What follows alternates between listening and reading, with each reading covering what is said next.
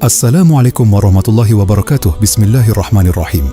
Dalam pembahasan video kali ini, kita akan menjelaskan tentang hukum berhubungan, suami istri yang dilarang, ancaman siksaannya, dalil serta pendapat ulama, serta keburukan efek yang ditimbulkan secara medis.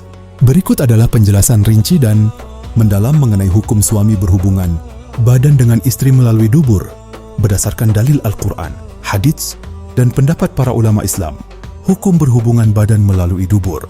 Status hukum utama, hukumnya adalah haram mutlak dan termasuk dosa besar. Larangan ini berlaku tanpa terkecuali, baik dilakukan dengan persetujuan istri maupun tidak, baik dalam keadaan suci maupun haid, dan tidak ada keringanan sama sekali dalam hal ini. Jika suami yang mengajak atau memaksa istri melakukannya, maka istri berhak menolak dengan keras atau melaporkan kasusnya pada hakim setempat. Jika istri tidak menolak dan membiarkan, maka keduanya sama-sama melakukan dosa besar dan termasuk dalam laknat Allah. Dalil dari Al-Quran, Surat Al-Baqarah ayat 222. فَإِذَا تَطَهَّرْنَ فَأْتُوهُنَّ مِنْ حَيْثُ أَمَرَكُمُ اللَّهُ. Maka apabila mereka telah suci, maka campurilah mereka itu di tempat yang diperintahkan Allah kepadamu. Penjelasan, para ulama tafsir sepakat bahwa tempat yang diperintahkan Allah adalah faraj, kemaluan depan. Allah menunjuk pada tempat yang suci dan tempat terjadinya proses kelahiran keturunan, bukan tempat pembuangan kotoran. Surat Al-Baqarah ayat 2 atau 23. Nisa'ukum harthul lakum, fa'tu harthakum, anna syi'tum, wa qaddimu li anfusikum, wattaqu allaha, wa'alamu annakum, mulaquhu wa bashiri. Al-mu'minin, istri-istrimu adalah seperti tanah tempat kamu bercocok tanam. Maka datangilah tanah tempat bercocok tanammu itu bagaimana saja kamu kehendaki. Penjelasannya, ayat ini sering disalahpahami sebagai boleh dari mana saja. Padahal, makna bagaimana saja kamu kehendaki adalah posisi, depan, samping, atau belakang. Tapi tetap menuju faraj bukan dubur. Karena tanah, harits, adalah tempat untuk menanam benih agar tumbuh menjadi anak. Dubur bukanlah tempat untuk itu, melainkan tempat pembuangan sisa makanan dan kotoran. Dalil dari hadits syahih. Terdapat banyak hadits yang secara tegas melarang dan mengancam pelakunya dengan laknat. Berikut beberapa yang paling masyhur. Hadits larangan tegas. Dari Khuzaimah bin Thabit radhiyallahu anhu, Rasulullah sallallahu alaihi wasallam bersabda, "Sesungguhnya Allah tidak malu terhadap kebenaran.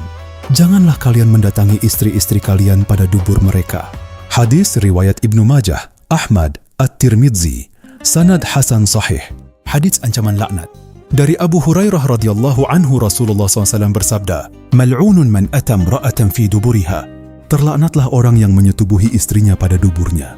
Hadis riwayat Ahmad, Abu Dawud, dinilai hasan oleh Syekh Albani. Hadits kufur.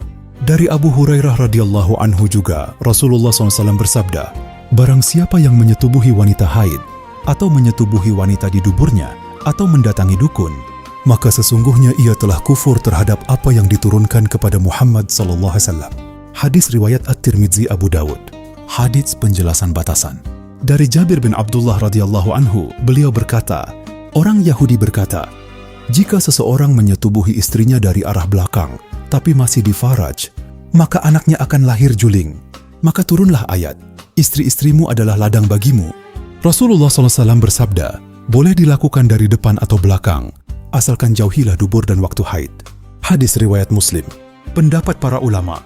Pendapat mayoritas jumhur ulama, seluruh ulama dari 4 mazhab besar, Syafi'i, Hanafi, Maliki, Hanbali, para sahabat, tabi'in, dan ulama salaf khalaf sepakat ijma' bahwa perbuatan ini haram. Imam An-Nawawi berkata, telah bersepakat seluruh umat Islam atas keharamannya. Ibnu Taimiyah berkata, perbuatan ini haram menurut kitab dan sunnah. Dan ini adalah liwatus syugra, sodomi versi kecil. Ibnu Qayyim berkata, adapun dubur, maka tidak pernah dibolehkan oleh seorang nabi pun. Siapa yang mengaku ada salaf yang membolehkan, maka ia telah salah besar. Pendapat yang berbeda minoritas. Ada riwayat yang menyebutkan bahwa sebagian kecil, seperti pendapat yang dinisbatkan kepada Ibnu Umar dan Nafiyah pernah membolehkannya. Namun para ulama ahli ilmu menolak keras pendapat ini, menyatakan bahwa itu adalah kekeliruan dalam riwayat atau pendapat yang ditarik kembali, mansukh, sehingga tidak bisa dijadikan landasan hukum. Konsekuensi hukum dan dampak. Konsekuensi agama, dosa besar. Pelakunya mendapatkan ancaman laknat dan tidak akan dilihat oleh Allah Subhanahu wa Ta'ala. pada hari kiamat. Wajib taubat, harus segera bertaubat dengan taubat nasuha, mengakui kesalahan dan berjanji tidak mengulangi. Hukuman ta'zir, dalam pandangan fiqh, penguasa atau hakim boleh menjatuhkan hukuman fisik atau denda sebagai efek jera. Jika keduanya tetap melakukannya dan tidak mau berhenti, sebagian ulama berpendapat boleh dilakukan perceraian pemisahan. Konsekuensi medis dan logika. Islam melarangnya bukan tanpa alasan, melainkan karena fitrah dan kebaikan manusia. Kesehatan, dubur tidak dirancang untuk hubungan seksual.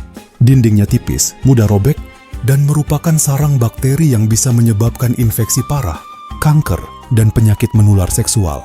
Menyebabkan infeksi penyakit anus busuk dan bernanah, penyakit ambien dan kerusakan selaput. Anus yang sangat berbahaya bagi kesehatan jangka panjang. Larangan Allah sudah tentu ada kebaikan dan menghindari mudorotnya, karena Allah Maha mengetahui.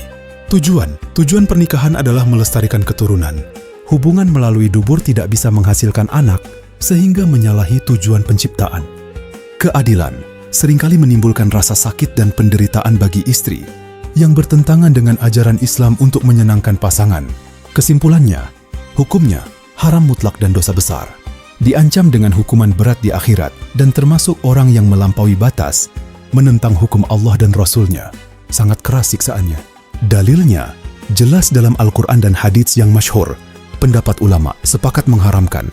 Solusinya, segera tinggalkan, bertaubat dengan sungguh-sungguh, dan arahkan hubungan intim hanya pada faraj dengan posisi yang halal, depan atau belakang, asal bukan di dubur. Sampai di sini pembahasan kita, semoga bermanfaat. Assalamualaikum warahmatullahi wabarakatuh.